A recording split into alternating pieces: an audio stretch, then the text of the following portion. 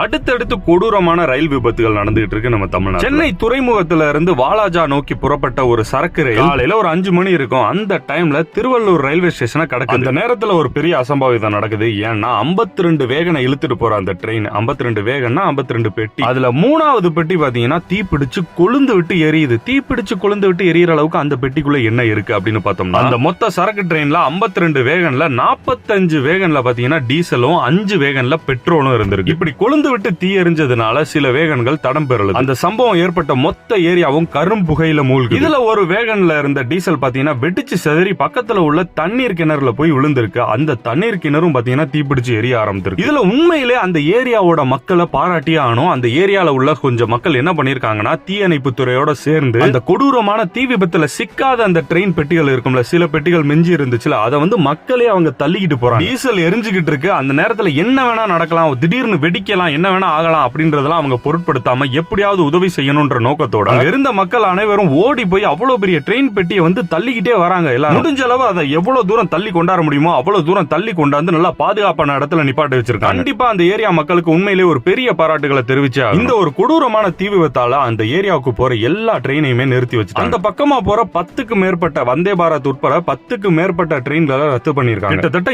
8 மணி நேரம் தொடர்ச்சியா நடந்திருக்கு அந்த தீ விபத்து. 15 ஃபயர் இன்ஜினுக்கு மேல அந்த தீயை பாத்தீங்கன்னா 8 மணி நேரம் போராட்டத்துக்கு அப்புறம் அணைச்சிருக்காங்க. அணைக்கப்பட்டது. அந்த பெட்டிகள் எல்லாத்தையும் கிரெயின் மூலமா தூக்கிட்டு இருக்காங்க. இந்த ஒரு தீ விபத்து எப்படி நடந்தது அப்படின்றத ரயில்வே துறை அதிகாரிகள் விசாரிச்சுட்டு இருக்காங்க. இந்த வருஷம் மட்டுமே பல ரயில் விபத்து பார்த்தாச்சு. இதுல இருந்து ஒண்ணு மட்டும் சிறப்பா தெரியுது, இந்தியன் ரயில்வேஸ் எந்த அளவுக்கு சிறப்பா வேலை செய்து செயல்படுது. இதையும் பிரைவேட்டுக்கு விக்கிறதுல எதுவும் முனைப்பா இருக்காங்களா என்னன்னு சட்டை ஒத்துட்டு சாட்டை அடிக்கிறவன்ட்டு தான் குறி கேட்கணும்.